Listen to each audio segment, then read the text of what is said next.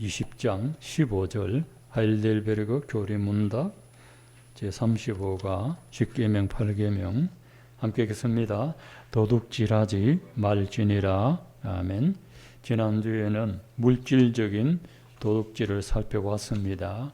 오늘은 마음의 도둑질과 영적인 도둑질 두 가지를 보겠습니다. 교리문답 제103문 물질적인 도둑질 외에 또 다른 도둑질은 어떤 것입니까?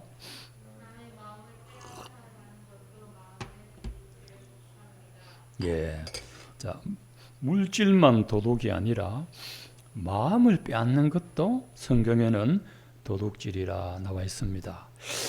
자, 사무엘하 15장 1절에서 6절 오늘은 성경 말씀이 많은데 함께 읽도록 하겠습니다. 시작. 그 후에 압살롬이 자기를 위하여 병거와 말들을 준비하고 호위병 50명을 그 앞에 세우니라.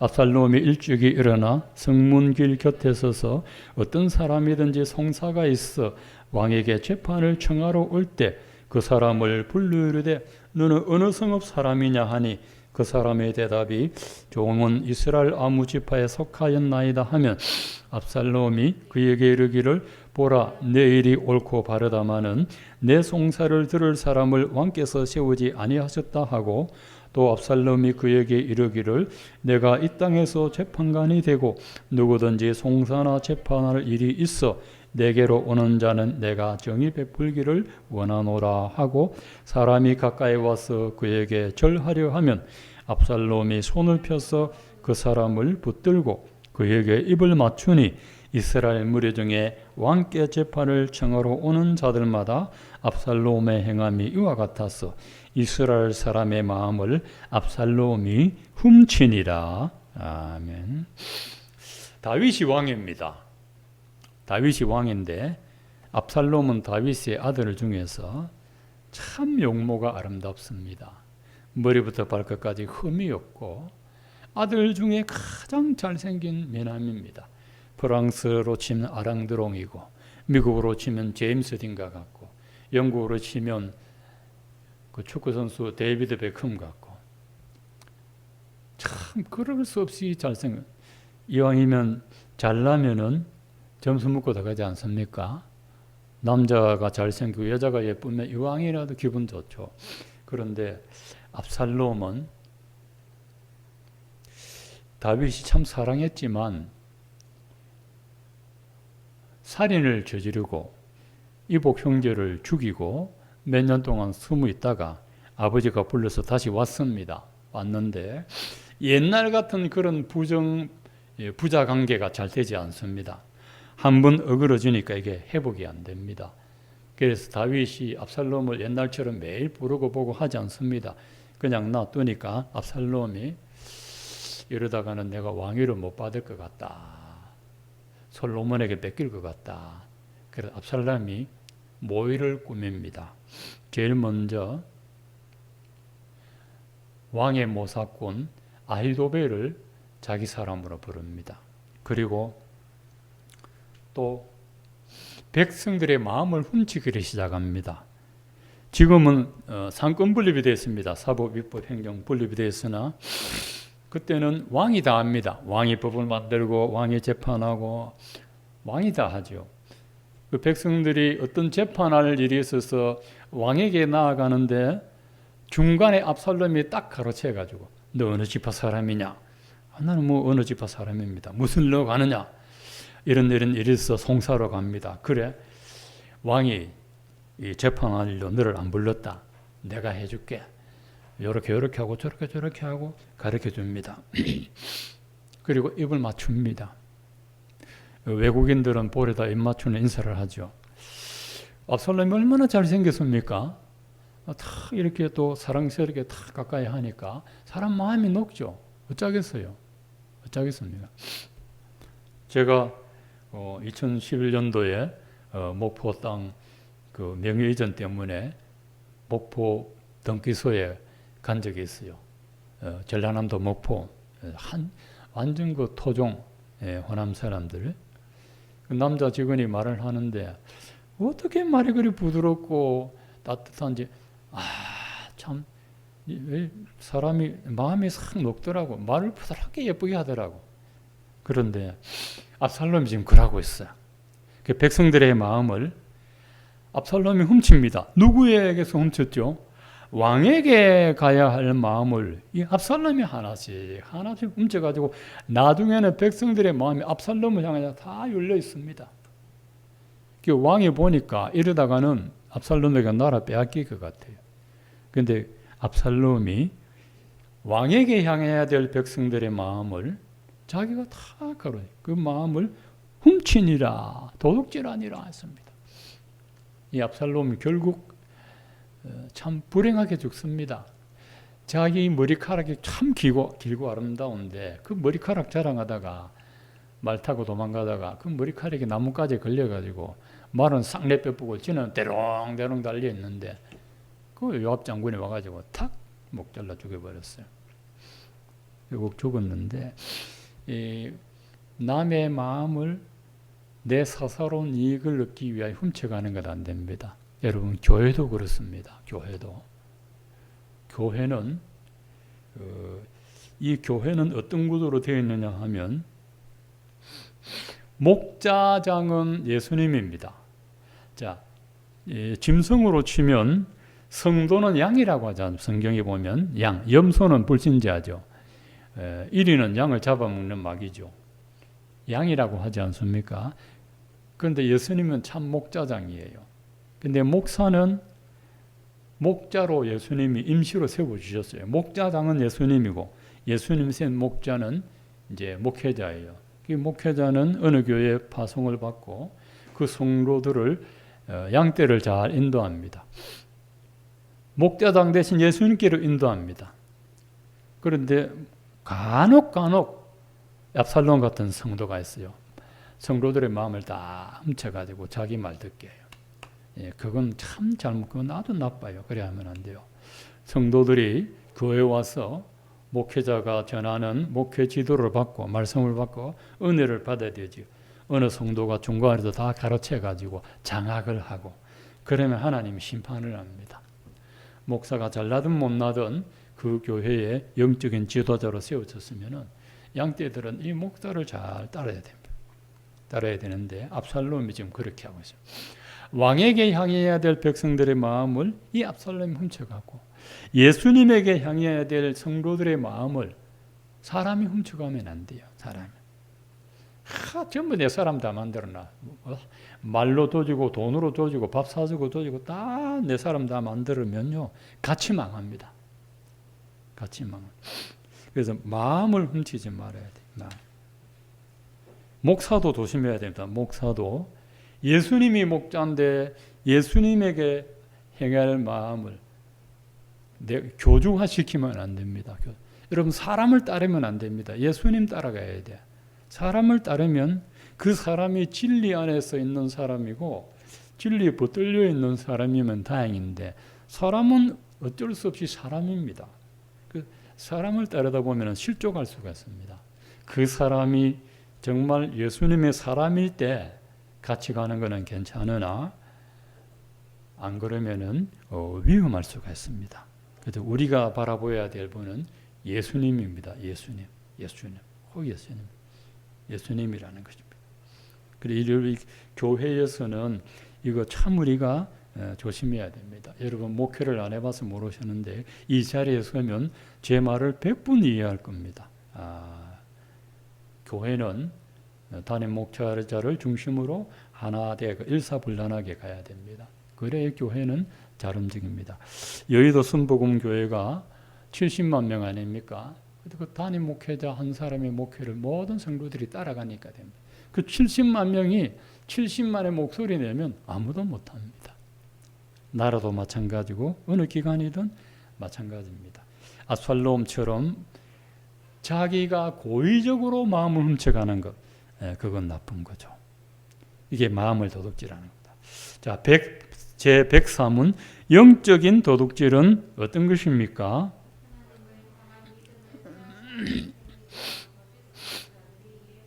예, 위에는 이제 일반 사람이고 밑에는 영적인 거짓 선지자입니다. 자, 예레미야 2장 26절에서 28절 읽겠습니다. 도둑이 붙들리면 수치를 당함같이 이스라엘 집 곧 그들의 왕들과 지도자들과 제사장들과 선지자들이 수치를 당하였느니라. 그들의 나무를 향하여 너는 나의 아버지라 하며 돌을 향하여 너는 나를 낳았다 하고 그들의 등을 내게로 돌리고 그들의 얼굴은 내게로 향하지 아니하다가 그들이 환난을 당할 때에는 이르기를 일어나 우리를 구원하소서 하리라. 너를 위하여 내가 만든 신들이 어디 있느냐?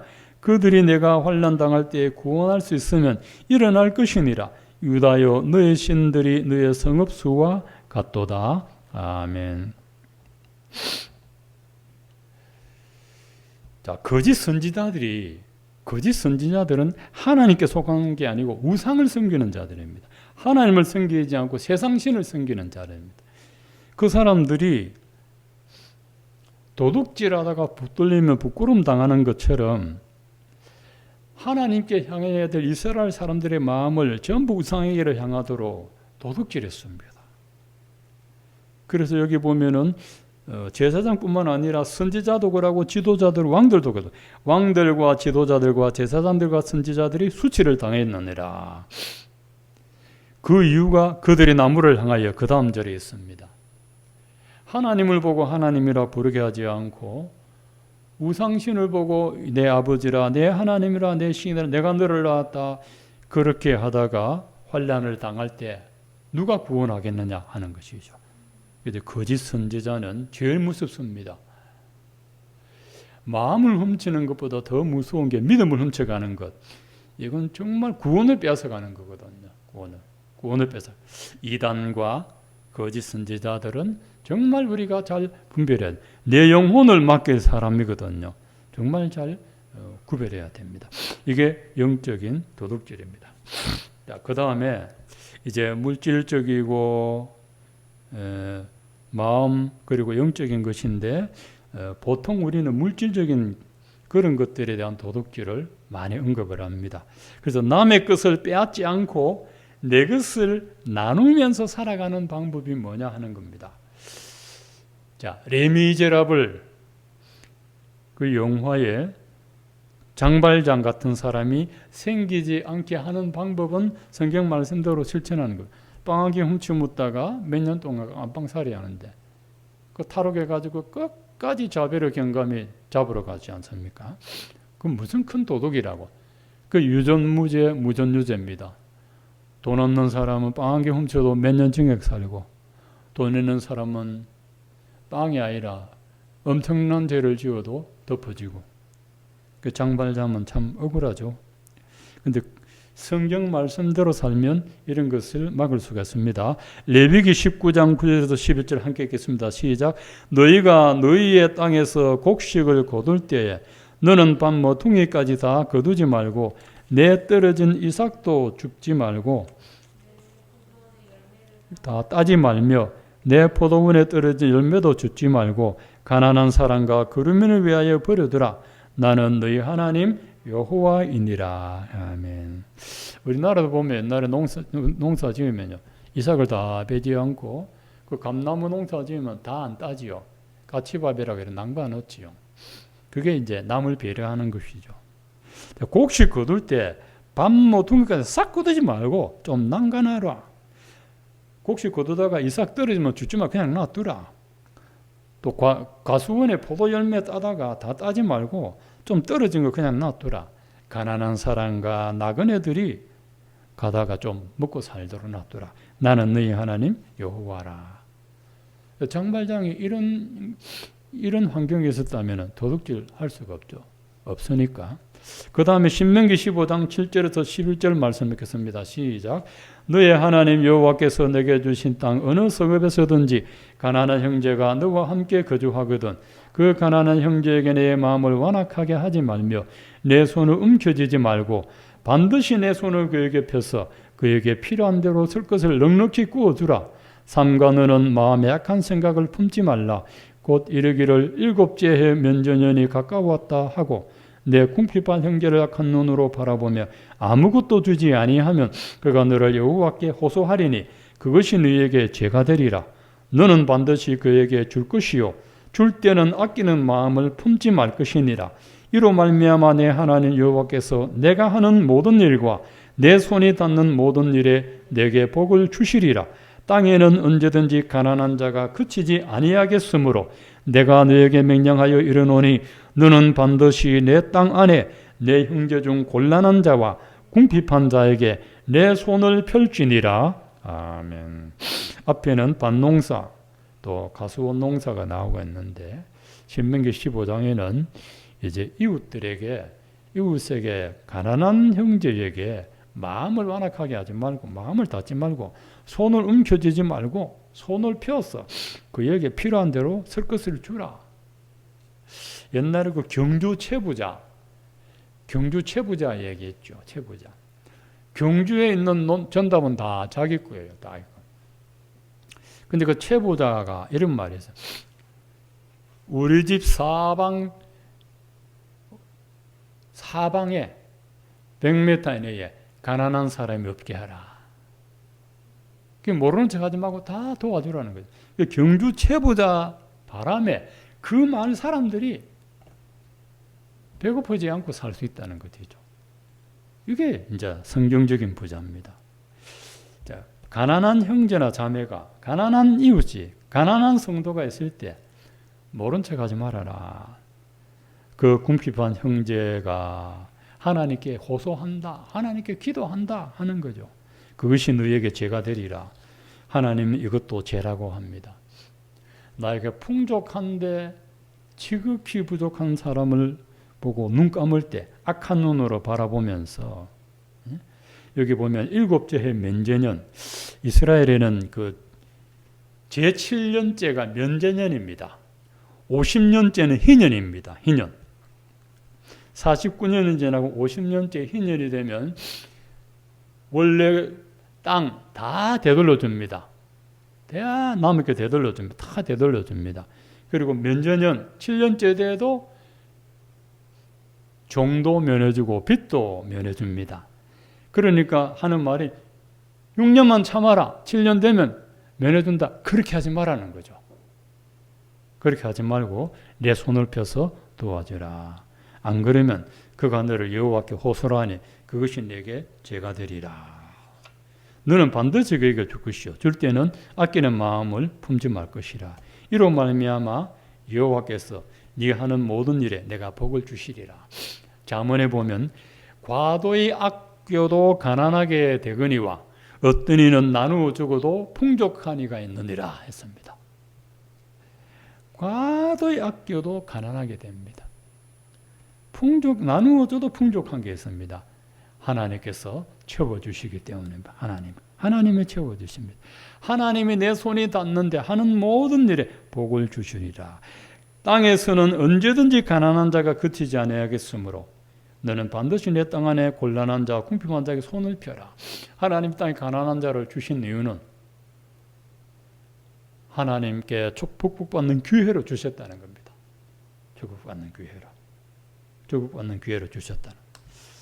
그래서 부자가 가난한 자를 도와주는 것은 천국에 갈 수 있는 기회가 된다. 칼빈 선생이 그렇게 말한 적이 있습니다. 예수 안 믿어도 그런 게 아니고, 그걸 이제 부자가 천국에 가기가 매우 어렵다는 뜻으로 그렇게 말을 했습니다. 여러분, 있는 사람들이 더 안 도와주죠. 대체적으로 도와주는 사람 도와주는, 없는 사람이 더 인정스러워요. 없는 사람이. 돈 많은 사람들은 내 먹고 살 거 없다 하고 딱 결박하게 합니다.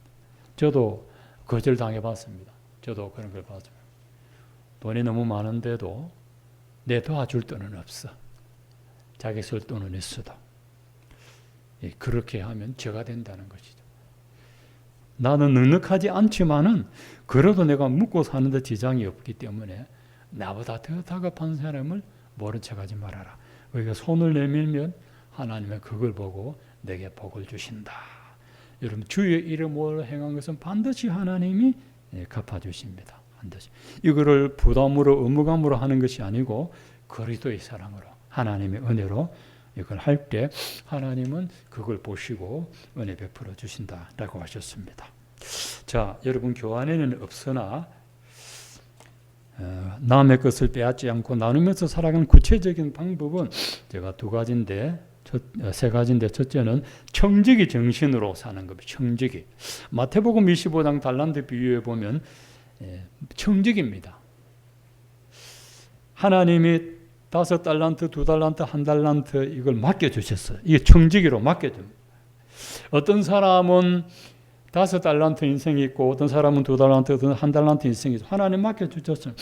그 받은 대로 청지기는 주인의 것을 관리를 잘 하라는 것이죠. 내 소유가 아니고 주인의 소유를 잘 관리해야 됩니다.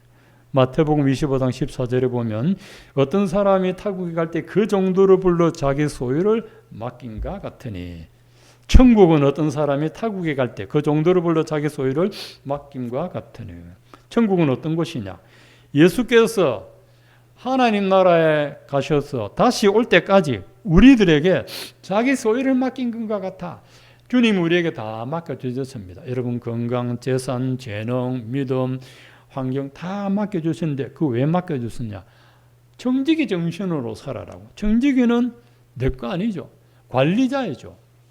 여러분 관리자가 주인같이 하면 안 되는 거죠. 우리 교회 재정도 하나님이 우리에게 맡겨주신 거죠. 우리 것이 아니죠. 하나님 뜻대로 쓰는 거죠. 하나님의 것이죠. 맡겨주셔서 하나님 뜻대로 사용하는 것입니다. 두 번째는요. 자족하는 마음 가지는 것. 욕심 부리지 않고 있는 것에 만족하고. 히브리서 13장 5절에 돈을 사랑하지 말고 있는 바를 족한 줄 알아. 그가 친히 말씀하시기를 내가 너희를 결코 버리지 않고 너희를 떠나지 아니하리라 하셨느니라.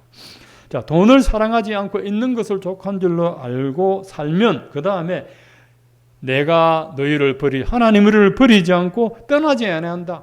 채워주신다. 그 약속입니다. 여러분 이걸 믿어야 돈을 사랑하지 않고 하나님을 사랑할 수 있습니다. 여러분은 내가 절대 돈 사랑 안 한다 말하지만 그 말이 사실인지 아닌지는 하나님 앞에 점검받아야 돼요. 근데 그게 사실인지 어떻게 돈에 매여 있으면 돈을 사랑하는 겁니다. 모든 것을 돈으로 계산하면 돈을 사랑하는 겁니다. 이걸 사랑하게 되는 겁니다. 세 번째, 선한 사업을 하는 겁니다. 자족을 넘어서 선한 사업에 부자가 되는 겁니다. 여러분 돈 많은 부자 되지 말고 선한 일에 부자가 돼야 돼. 선한 일에. 디모데전서 6장 17절에 보면 이 세대의 부한자들을 명하여 마음을 높이지 말고 정함이 없는 재물에 소망 두지 말고 우리에게 모든 것을 후히두사 누리게 하신 하나님께 두며 선을 행하고 선한 사업을 많이 하고 나누어주기를 좋아하며 너그러운 자가 되게 하라. 이것이 장래 자기를 위하여 좋은 터를 쌓아 참된 생명을 취하는 것이니라 했습니다. 이 세상에서는 재물 많은 것에 소망을 두고 있습니다. 많이 모은 것에. 그런데 하나님 나라 부자는 선을 행하고 선한 사업 많이 하는 것이 이게 부자라는 것입니다. 이게 자기의 영원한 장래를 위하여 틀을 쌓아주는 것이라 했습니다. 하나님 그걸 보시고 상급을 주시고 복을 친다 약속하셨습니다. 도둑질하지 마라. 두 번째 시간에는 우리가 청지기 정신, 자족하고 선한 사업을 많이 하는 그런 것을 할 때 하나님이 여러분의 물질도 책임져 주시고 채워줄 줄 믿고 먼저 그의 나라와 그의 의를 구하라. 그리하면 이 모든 것을 너에게 다 하시리라 하신 말씀대로 여러분의 삶에 우리 교회에 채워지기를 축원드립니다.